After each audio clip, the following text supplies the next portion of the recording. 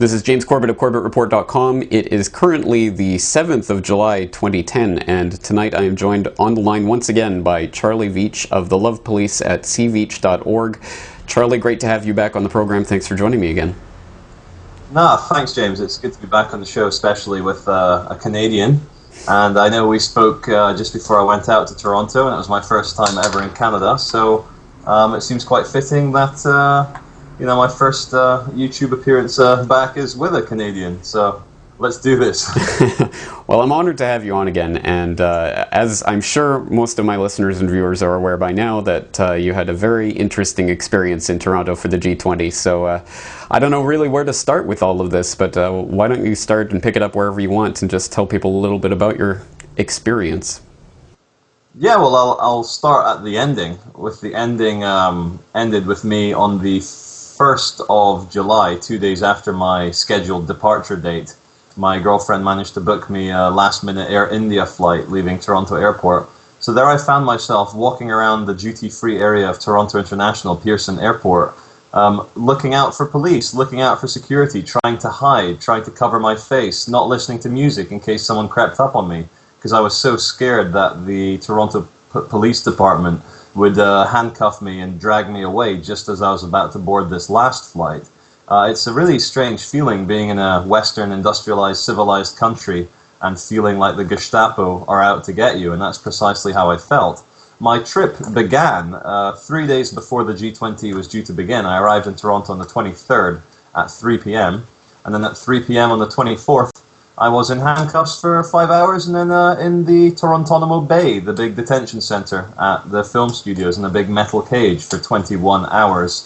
So my experience of the New World Order paramilitary black-booted stormtroopers was very direct, very intimate, very personal. And if I ever did think that around the world, in other industrialized Commonwealth countries, the police were huggable and approachable and friendly and actually human beings, I was proven, sadly, very wrong. So out of my 7 days in Canada, I spent 48 hours in incarceration, most of them with my hands handcuffed. And being paraded before a judge, having lawyers come to see me, sharing a cell with wife beaters and crack addicts and people who've assaulted other people, people pouring with blood. I picked up a nasty cold, and who knows what else I picked up in jail. Luckily, I wasn't raped, only psychologically by the system. So luckily, James, it hasn't clouded my impression of Canada or Canadians. I know the issues you guys have with the kind of stormtrooper police acting like the biggest gang in town, which is what they are. They're a corporate revenue collection mafia, is a problem we have with any country which is part of the G20 industrialized, so supposed civilized countries. So now I find myself in London faced with 2 court appearances in Toronto on the 15th of July, which is in 8 days, and on the 23rd of August. So what a wonderful way to start the summer months. Yes, wonderful indeed. And the original arrest, obviously, because of the heinous and egregious sin of not presenting your papers when demanded, even though, as it turns out, you weren't actually required by law to present your papers, despite the lies of the Toronto police chief. And all of that rigmarole, which I'm sure people have been looking into, but if not, they can definitely check some of that out in my Sunday updates and Dan Dix at pressfortruth.ca and all sorts of things. So absolutely. Well, let's. I don't want to just dwell on the incarceration, although that obviously is a huge part of what happened. But talk a little bit about your experience there and meeting Dan Dix and some of the things that you were involved in that wasn't so horribly depressing. Yeah. It's quite funny. Dan Dix lives right by the CN Tower in central Toronto. He lives literally a stone's throw away from the G20 security fence. We found it both very interesting that you can see on the video we're trying to reason with the sergeant who had one of those, kind of US Marine crew cuts and the big thug face and big steroid muscles and the big mustache, which I have to say the police in Toronto seem to love sporting the mustache. There's something about that Stalin-Hitler look, which, fascist men find so irresistible. So, yeah, I hooked up with Dan Dix. I'd seen a lot of his work from Press for Truth online. He did some good work covering the kind of terror drills they were doing in Toronto before the G20. So he seemed like the natural person to hook up with, and luckily it was fantastic. And it's just crazy that 2 hours after starting filming together, I get myself arrested by the Gestapo tactics. And very funnily enough, the police chief, the Toronto mayor, have all come out and admitted that the law under which I was arrested never was put into place. Excuse me. So I might even have the potential of suing the Toronto state for illegal incarceration and psychological trauma, if I wish to be so, creative with what I want to do. But no, Dan and I and his crew, we managed to cover the whole G20 riots and the kind of, well, riots, I say riots in inverted commas. We all know Black Bloc are not who they say they are. There's enough documented photo evidence of, they use the same boots, the same wooden truncheons as the police. And I saw with my own eyes, I couldn't get close enough to film it, but I saw with my own eyes the police retreat from a police car which had its window open, nice for the Black Bloc to set fire to.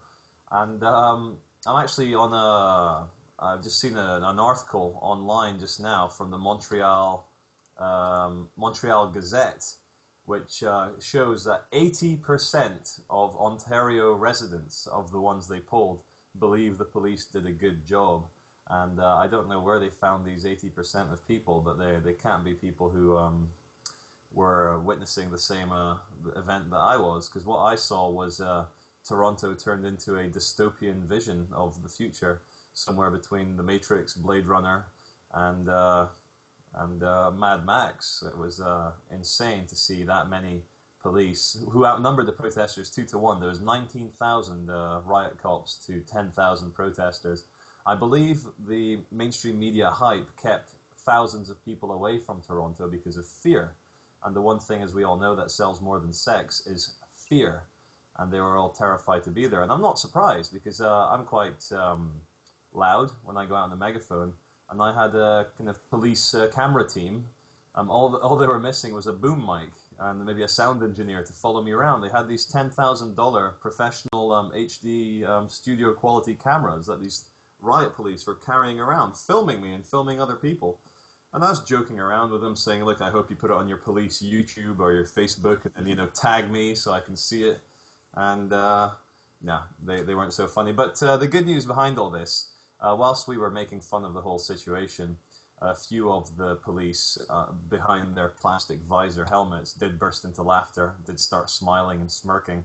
So they're not all robot drone slaves. I think there are some human beings, but still, why are they taking part in something? If I was a Toronto police officer after seeing Toronto, what happened to it, I'd have thrown my badge and my gun down on my sheriff's desk and said, look, to hell with this job, I'm sorry, this is not what I signed up for. And you can stick the pension where the sun don't shine, because I didn't become a public servant to serve and protect in order to beat down teenage boys and girls with truncheons and fire tear gas into elderly ladies' faces. So it's yeah, sorry, this is just consciousness stream coming out now. That's right, but as you mentioned in our conversation before you left, these cops are fed this steady diet of clips of violent protesters attacking cops and being trained that we're the enemy. So they get put into that position, and then they start enacting that, and the Black Bloc protesters